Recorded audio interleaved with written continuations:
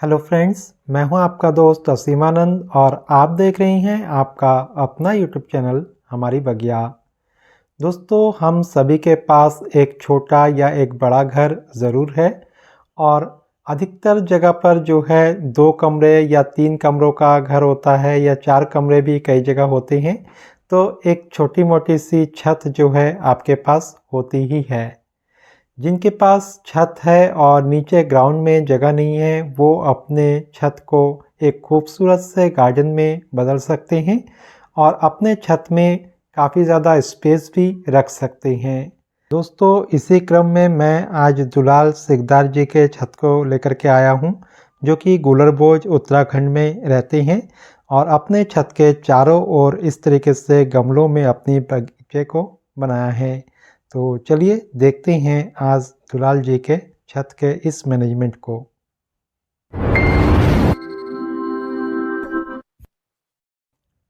दोस्तों, दुलाल जी के छत का जो पोर्ट्स वाला एरिया है तो छोटा एरिया है, तो वहाँ पर जो पौधे लगाए हैं सबसे पहले वहीं से शुरुआत करूँगा।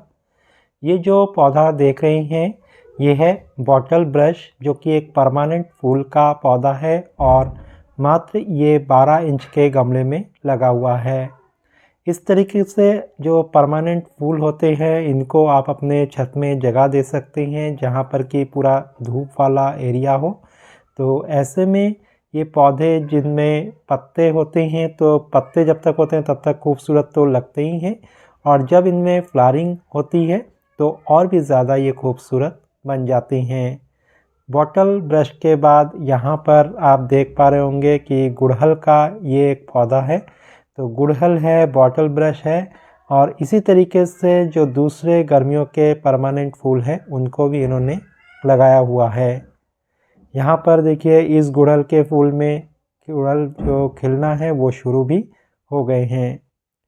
जो पिटूनिया के पौधे हैं बस अब नाम मात्र के बचे हैं उनके छत पर। धीरे धीरे अब मौसम के साथ साथ ये पौधे भी सूखते हुए जा रहे हैं, लेकिन दुलाल जी ने जो है मोस्टली परमानेंट फूलों के पौधों को ही अपने छत में स्थान दे रहे हैं, क्योंकि उनके पास समय काफ़ी कम होता है और बार बार जो है सीजनल फ्लावर को लगा करके उसकी देखभाल करना उनके लिए असंभव है।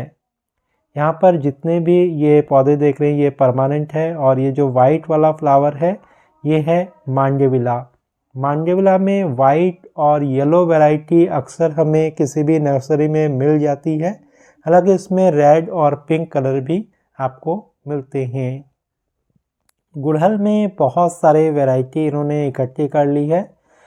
कई फूल तो नर्सरी से लाना हुआ और बहुत सारा जो है इधर उधर से कटिंग ला करके उन्होंने लगाया है। दोस्तों, रोज़ रोज़ इस तरह से गार्डनिंग के वीडियोस को बनाना, उसके बारे में जानकारी देना और अलग अलग घर के छतों में जो गार्डनिंग हो रही है तो उसके वीडियो को लाना, इन सब का एक ही उद्देश्य है कि आपके घर के जो छत है वो सूना ना रहे और छत पर कुछ ना कुछ पेड़ पौधे अवश्य हो। दोस्तों, इस तरह से हमारा मन भी हमारे घर में लग जाता है, साथ ही जो छत के ऊपर का एनवायरनमेंट है, घर का एनवायरनमेंट है, वो काफ़ी अच्छा हो जाता है और इन फूलों के बीच में जब हम बैठते हैं तो काफ़ी सुकून हमें मिलने लगता है। इस तरह से जो परमानेंट पौधे हैं दोस्तों ये आप लगा सकते हैं। ये जो देख रहे हैं कनेर का पौधा है और देखिए किस तरह से गमले में फ्लावरिंग हो रही है। बहुत हैवी फ्लावरिंग वाला ये प्लांट है। साथ में जो टिकोमा के पौधे हैं वो सब भी हैं। ये जितने भी पौधे हैं सब गर्मियों के शुरुआत से ही फूल देने लगते हैं और पूरे बरसात तक ये फूल देते रहते हैं, बल्कि पूरे बरसात में भी इनमें फूल आते रहते हैं। यहाँ पर आप गुड़हल के बहुत ज़्यादा वैरायटी देखेंगे, इसके अलावा गुलाब के बहुत सारी वैरायटी देखेंगे और जो बोगनवेलिया है उसके बहुत सारी वैरायटी को देखेंगे।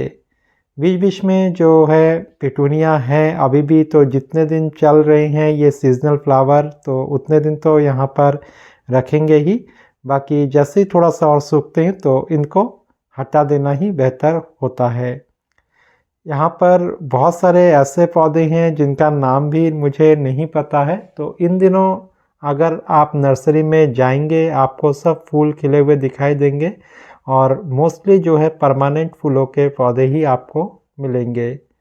तो इस तरह के जो सजावटी पौधे हैं या फूलों के पौधे हैं उसको ला करके आप अपने छत के किनारे किनारे से इस तरीके से गमलों में लगा सकते हैं।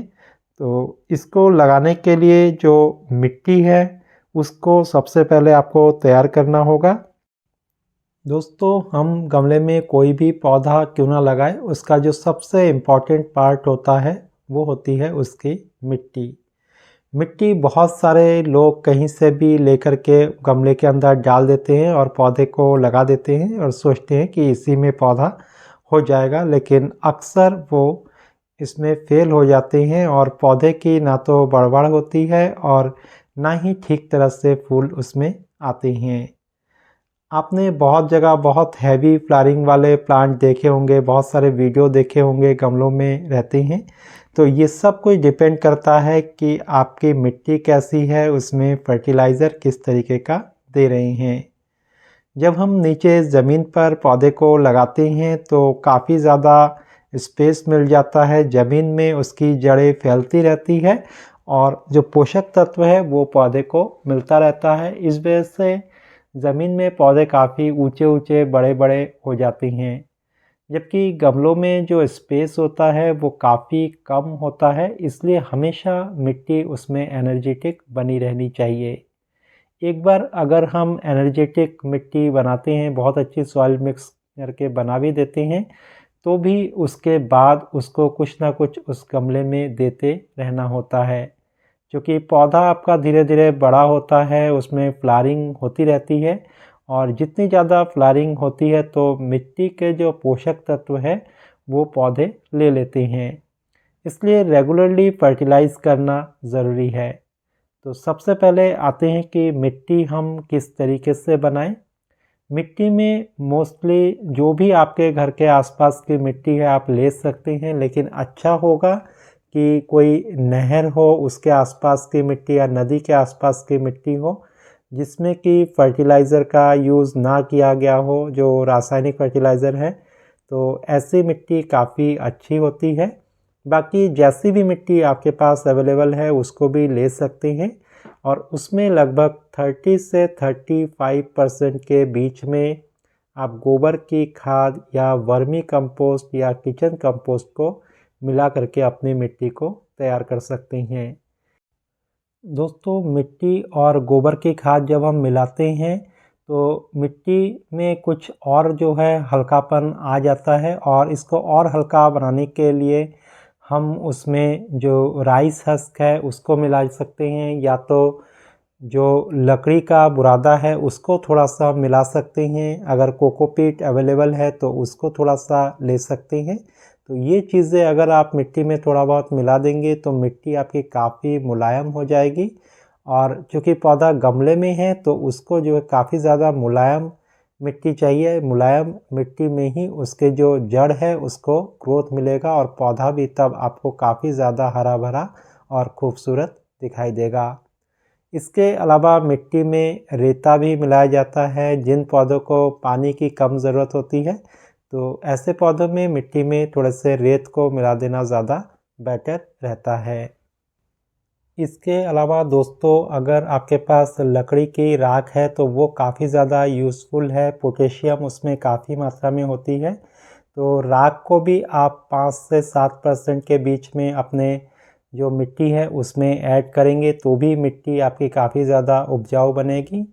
और इसके अलावा भी जो पत्ते वगैरह हैं उसको सुखा करके आप मिट्टी में मिला सकते हैं। सब्जियों के छिलके हैं उसके बारीक जो टुकड़े हैं उसको थोड़ा सा सुखा करके आप अपने मिट्टी में मिला सकते हैं और मिला करके मिट्टी को कुछ दिन तक रख देंगे पॉट में भर करके और उसके बाद आप उसमें कुछ भी लगाएंगे तो काफ़ी अच्छा रिज़ल्ट वो आपको देगा। और जब भी मिट्टी को भर करके आप पॉट में रखें तो उस पॉट में पानी भी डालते रहें। हालांकि उसमें आपने कुछ लगाया नहीं है लेकिन फिर भी आपको पानी डालते रहना है बीच बीच में, ताकि जो भी आपने उसके अंदर वेस्ट डाला है तो वो सड़ गल के अच्छा खाद बन जाए। दोस्तों, छोटे पौधे के लिए हमेशा छोटे पॉट का यूज़ करें और अक्सर 8 से 10 इंच का या 12 इंच तक के जो पॉट है उसको आप शुरू में यूज़ कर सकते हैं। परमानेंट पौधों के लिए 10 इंच का आप प्रयोग कर सकते हैं, 12 इंच का प्रयोग कर सकते हैं। पौधा अगर ज़्यादा छोटा है तो 8 इंच के पॉट का ही आप यूज़ करें। और इसमें जो है आपको नीचे होल कर देना है जो भी आपके पॉट है, और कम से कम 5-7 जो होल है वो नीचे होने चाहिए। अक्सर जो पॉट होते हैं उसमें हम 1 या 2 होल करते हैं, तो उससे जो है ठीक तरीके से पानी का ड्रेनेज नहीं हो पाता, जिसकी वजह से पौधे की हालत बिगड़ती है। तो ड्रेनेज होल करने के बाद आप उसके ऊपर कुछ कंकड़ पत्थर डालें और कुछ रेता उसके ऊपर से छिड़क दें, और बाद में फिर अपने सॉइल मिक्स को डाल करके पौधे को लगाएंगे तो उससे पानी का ड्रेनेज भी काफ़ी अच्छा हो जाएगा। जब भी आप पौधे को लगाते हैं तो 15-20 दिन के बाद जो है उसमें थोड़ी हल्की फुल्की गुड़ाई शुरू कर दें, और ये निराई गुड़ाई जो है हर 15 दिन में थोड़ा थोड़ा आप उसमें करते रहे। दोस्तों, पौधे में मार्केट का जो रासायनिक खाद है उसको बार बार ना डालें, उसको पूरे साल भर में 2-4 बार ही यूज़ करें तो ही बेटर है। बाकी घरेलू जो खाद होते हैं जो हम किचन वेस्ट से तैयार कर सकते हैं, या किचन वेस्ट का लिक्विड फर्टिलाइज़र बना सकते हैं। जितने भी फल फ्रूट हम खाते हैं घर में या सड़े हुए आ जाते हैं कई बार, तो उनका भी जो है हम लिक्विड फर्टिलाइज़र बना सकते हैं और पानी के साथ उसको मिला करके अपने पौधों में डाल सकते हैं। इससे पौधे की जो मिट्टी है उसके उपजाऊ शक्ति वो बनी रहती है, मिट्टी हमेशा जीवंत रहती है और आपके पौधे बहुत ही हरे भरे और फूलों से भरे हुए इसमें रहते हैं।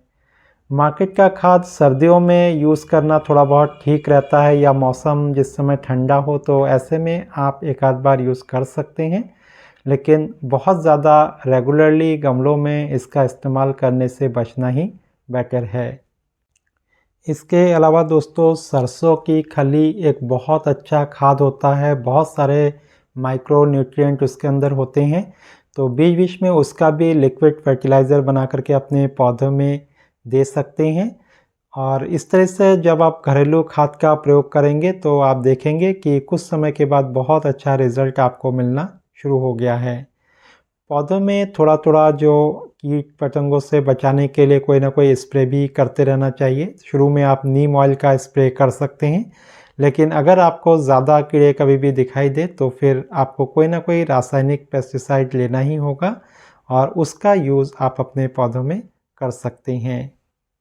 दोस्तों, अगर आप हमारी बगिया के जो भी वीडियोज़ है रेगुलरली देखते रहेंगे तो गार्डनिंग के एक एक उपाय के बारे में बहुत अच्छे से जान जाएंगे, और अपने घर के छत को एक सुंदर से बगिया में तब्दील करने में आपको देर नहीं लगेगी। तो उम्मीद है दोस्तों आज का ये एपिसोड आपको पसंद आया होगा। कल फिर मिलते हैं नए एपिसोड के साथ, तब तक के लिए दीजिए विदा और देखते रहिए हमारी बगिया। नमस्कार।